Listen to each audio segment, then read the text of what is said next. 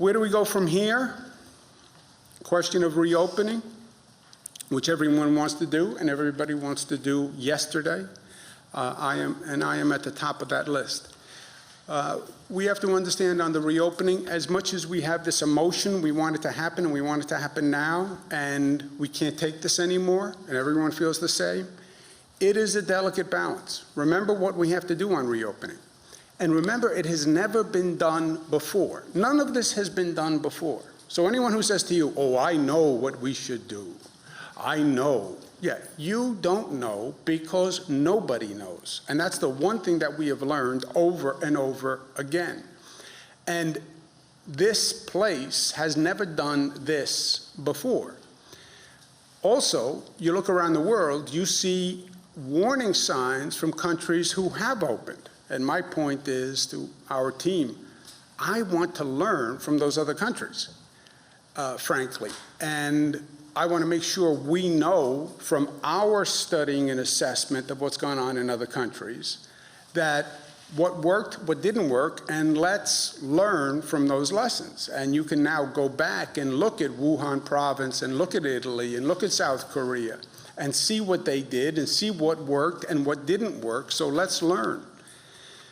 So we'll listen to the experts, we'll follow the data. But remember, this is a delicate balance.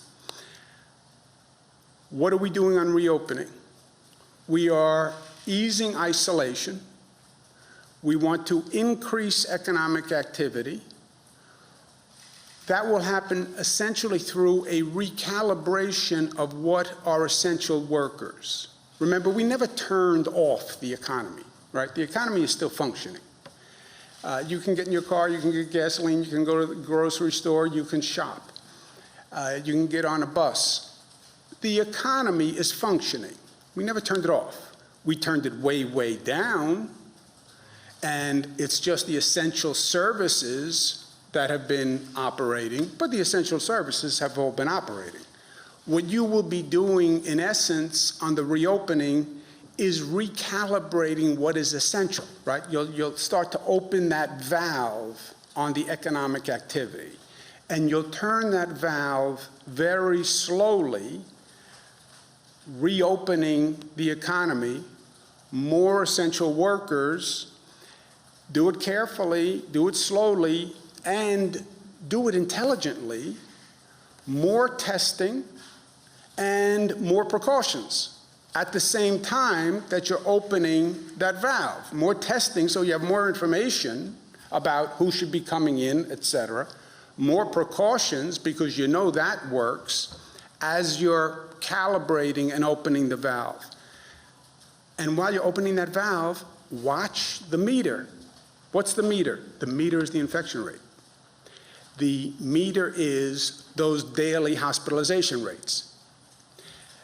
And there is a cause and effect. You have density, you have more people infecting other people, you will see it within a matter of days in that hospitalization rate. So yes, open the valve slowly, advised by experts. Keep your eye on the meter. The meter is the infection rate. And watch that infection rate. And if you see that infection rate start ticking up, which would be undermining everything we have accomplished thus far, then you know you've opened the valve too fast. That is the delicate balance that we have to work through. And that is what has never been done before. And nobody can tell you today, I know how to do that, because it just hasn't happened. So what do? First, we come up with a reopening plan. I'm not interested in political opinions. I'm interested in what the experts say about this, to the best they can tell you. But you have public health experts. They can study South Korea. They can study China. They can study all the data that we have. You have economic experts that can help you decide what is the next notch of essential workers that can actually start the economy back up and have a consequential change. But that is a real plan, and that has to be developed, and that has to be smart. The wider the geographic area for that plan, the better, because this virus doesn't understand governmental boundaries. Well, I'm Westchester County, so you virus have to stop before entering here and follow my rules. No. The virus follows its own boundaries and its own guidelines, and it doesn't have any. The geographic area that is an economic area, a workforce area, a transportation area, that's the relevant area that we have to be looking at. You have to coordinate all these systems. You can't start one system without starting the other systems. You can't start the economic system without starting the transportation system.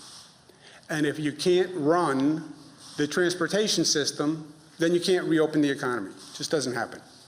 You have to coordinate the schools with the transportation, with the economic system.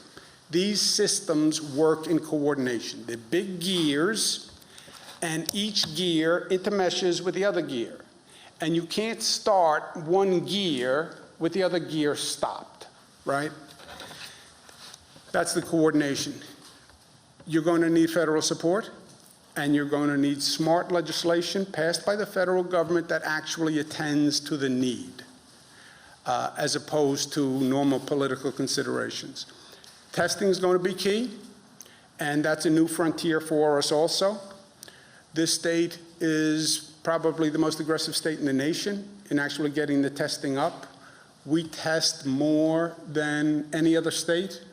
We test more than other countries. We test more than the other states, leading states combined in testing. But that's still not enough, and we have to do more. And we know that the precautions work. The masks work, the gloves work, the temperature taking works.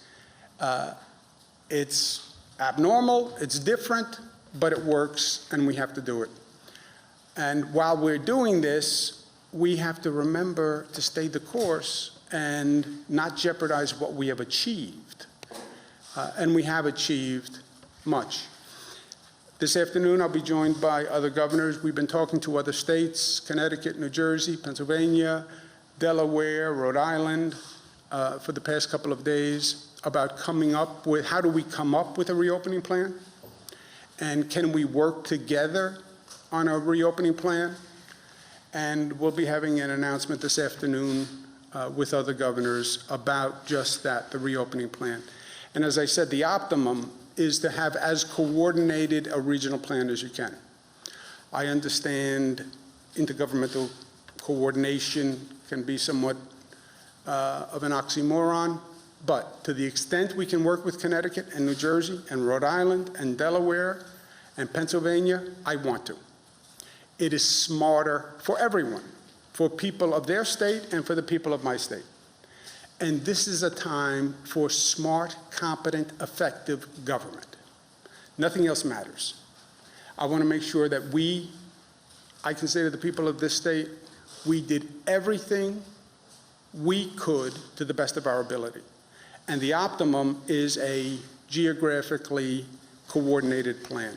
I don't believe we could ever get to total coordination with the other states, because all the states have a little different set of circumstances and facts. I don't even believe we should have a uniform plan without recognizing the state-by-state distinctions. But to the extent we can coordinate, we should and we will.